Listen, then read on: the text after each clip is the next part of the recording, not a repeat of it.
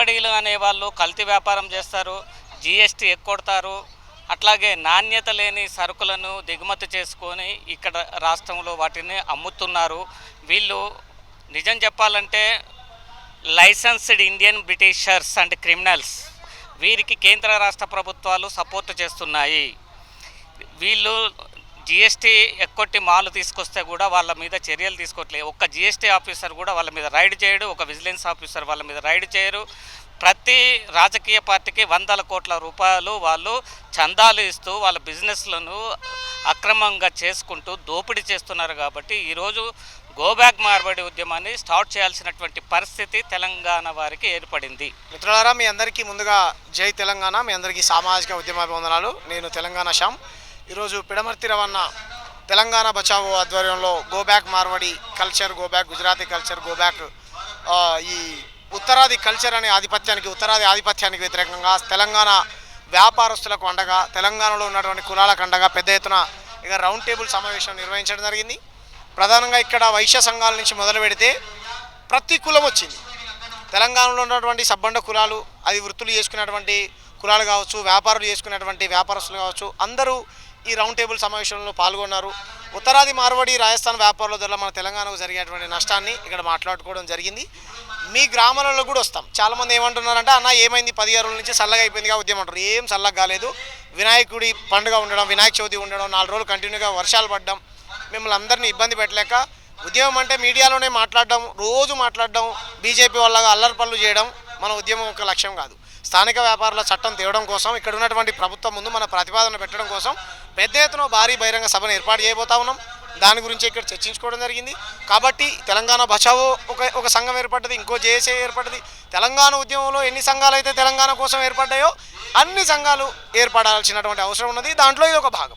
కాబట్టి దీంట్లో మాతో పాటు కవులు, కళాకారులు, మేధావులు, రచయితలు, జర్నలిస్టులు, తెలంగాణ వాదం కోసం పనిచేసేటువంటి ప్రతి ఒక్కరిని కలుపుకోవడానికి మేము సిద్ధంగా ఉన్నాం.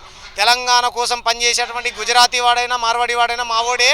తెలంగాణకు వ్యతిరేకంగా పనిచేసే తెలంగాణ వాడైనా తెలంగాణ ద్రోహే అని చెప్పదలుచుకున్నాం. కాబట్టి ఈ తెలంగాణ, ఇక్కడ ఉన్నటువంటి సంపద, ఇక్కడ ఉన్నటువంటి నీళ్లు, ఇక్కడ ఉన్నటువంటి నిధులు, ఇక్కడ ఉన్నటువంటి నియామకాలు తెలంగాణ బిడ్డలు అనుభవించాలని ఆ రోజు శ్రీకాంతాచారి చనిపోయినప్పుడు నాలో అంటే నేను శ్రీకాంతాచారి యొక్క వారసత్వాన్ని పుణికిపుచ్చుకొని ఈ ఉద్యమాన్ని నేను ఒక్కనే కాదు, చాలామంది లేవనెత్తారు. రాసేవాళ్ళు రాస్తూ ఉన్నారు, పాడేవాళ్ళు పాడుతూ ఉన్నారు. అందరూ ఈ ఉద్యమంలో భాగం కావాలని మనస్ఫూర్తిగా కోరుకుంటూ ఈ ఉద్యమాన్ని ప్రజల ఉద్యమంగా మీరందరూ బలపరచాలని మరొకసారి మీ అందరూ తెలియజేస్తా ఉన్నాను. Thank you.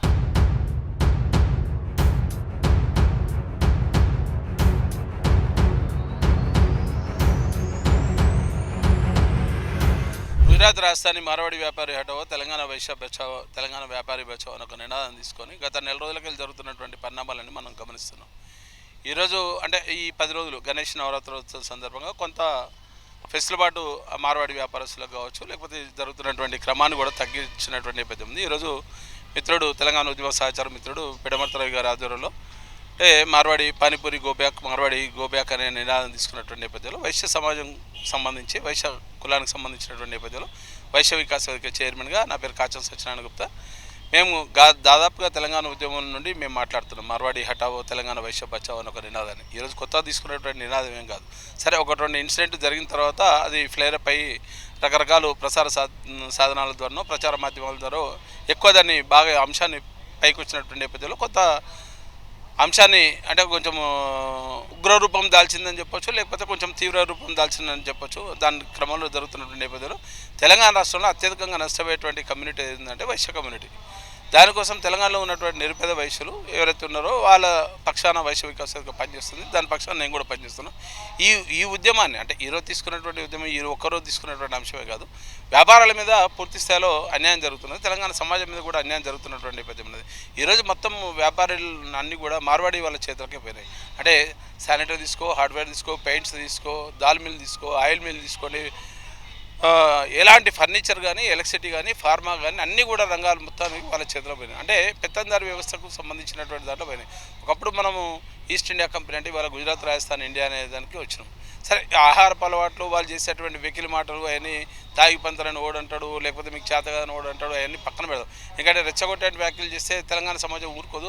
తెలంగాణ ఉద్యమాన్ని చూసినటువంటి నిజాంనే ఎదురించినటువంటి తెలంగాణ గడ్డ కాబట్టి ఈరోజు వీళ్ళు పెద్ద ఇబ్బందికరమేం కాదు. కానీ వాళ్ళు బతకనికి వచ్చినప్పుడు ఎట్లా బతకాలనే దాని మీద ఆలోచనతో వాళ్ళు ఉండాలి తప్ప దాని సంయమనం వాళ్ళు పాటించాల్సినటువంటి అవసరం ఉంది. ఇప్పటికే ఆర్థిక వ్యవస్థ మొత్తం చిన్నాభిన్నమై ఆర్థిక పరంగా వాళ్ళు అప్పరాయిలో ఉన్నటువంటి నేపథ్యం ఏదో దానికి రావచ్చు పోవచ్చు రొయ్యలు అమ్ముకోవచ్చు అని చెప్పి తెలంగాణ ఉద్యమంలో ఆ రోజు ఆంధ్ర పాలకుల గురించి మనం మాట్లాడుకున్నాం. కానీ ఆర్టికల్ 19 భావ స్వేచ్ఛ ఉంది, ఎక్కడైనా పని చేయొచ్చు, 29 రాష్ట్రాల్లో భారత పౌరులు ఎక్కడైనా నివసించాలంటే మేము కూడా తప్పడతలేము. ఆ కల్చర్ని మనకున్నటువంటి కల్చర్ని తెలంగాణలో ఉన్నటువంటి కల్చర్ గొప్పతనాన్ని వాళ్ళు అవేళ చేసే విధంగా మాట్లాడుతున్నటువంటి నేపథ్యంలో కడుపుగాలిన గురించి ఆలోచించాల్సినటువంటి అవసరం ఉంటుంది తప్ప వాడు ఎంతసేపు ఉన్న పొట్ట కొట్టేటోని మీదనే మాకు పంచాయతీ తప్ప పొట్ట గూడు కోసం వచ్చిన మీద మాకు పంచాయతీ కాదని చెప్పడం కోసం ఈరోజు తీసుకున్నటువంటి నిర్ణయం తప్పకుండా వాళ్ళ వ్యాపారాల మీద వాడు చేసేటువంటి జీరో దందాల మీద డెఫినెట్గా ప్రభుత్వం ఒక నిఘా పెట్టమని చెప్తున్నాం. ఎస్ మా హక్కులు పోతున్నాయి, మా సమాన వాటాలు పోతున్నాయి. ఇంటర్స్టేట్ మైగ్రేషన్ యాక్ట్ ఒకటి ఇంప్లిమెంట్ చేయాల్సినటువంటి బాధ్యత ఉంది. ప్రైవేట్ ఫ్యాక్టరీలలో వాళ్ళకు ఉన్నటువంటి ఫ్యాక్టరీలలో 80% లోకల్ కాన్సెప్ట్ తీసుకురావాల్సినటువంటి అవసరం ఉంది. మా నిరుద్యోగ యువతకు అవకాశం కల్పించకుండా వాడు చేసేటువంటి దాంట్లో రైతులు తెలంగాణ ప్రభుత్వం నుండి వచ్చినప్పుడు తెలంగాణలో ఉన్నటువంటి సమాజం మొత్తం కూడా ముక్తకాటంతో ఆలోచించాల్సినటువంటి అవసరం ఉంది. దీనికి పార్టీలకు అతీతంగా ప్రజా సంఘాలన్నీ కలుపుకొని పోయి ఒక తీవ్ర రూపం అయితే జరుగుతుందనే విషయాన్ని గమనించాల్సినటువంటి బాధ్యత ఉన్నది. ప్రభుత్వం కూడా తొందరలో ప్రభుత్వం ఒక నిర్ణయం అయితే తీసుకోవాల్సిన అవసరం ఉంది. ఒక వైశ్య కమ్యూనిటీగా మాత్రం మండలాలకు వచ్చేటువంటి నేపథ్యాన్ని మేము డెఫినెట్ ప్రెడిక్ట్ చేస్తాం. రేపు రాబోయే రోజుల్లో ఎక్కడ కూడా గ్రామ స్థాయిలో మాత్రం వాళ్ళని తిరగనీయం, వాళ్ళని షాపులు పెట్టనీయం అనేది దాంట్లో ఎలాంటి అనుమానం లేదు.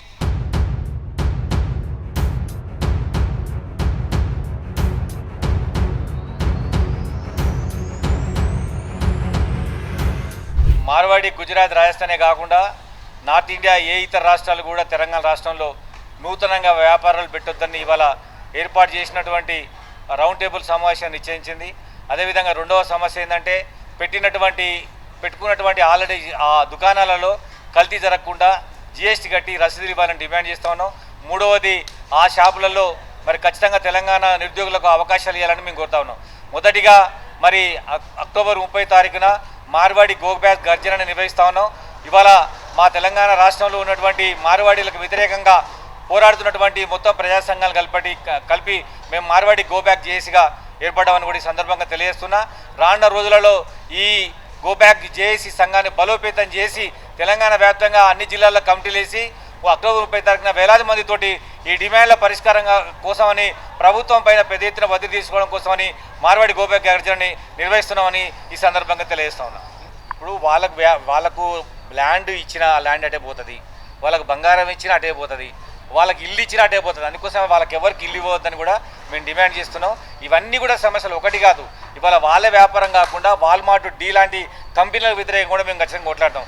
ఇవాళేమో ఉద్యమం ప్రారంభమైంది, 1 month కాలేదు. ఖచ్చితంగా చివరి వాటికి తెలంగాణ రాష్ట్రంలో ఎంత పెట్టుబడిదారీ సంస్థ వచ్చినా మా రాష్ట్రంలో ఉన్నటువంటి యువకులకు ఉద్యోగాలు లేకుండా ఎవరు సంస్థ పెట్టినా ఊకునే లేకుండా ఈ సందర్భంగా తెలియజేస్తాం.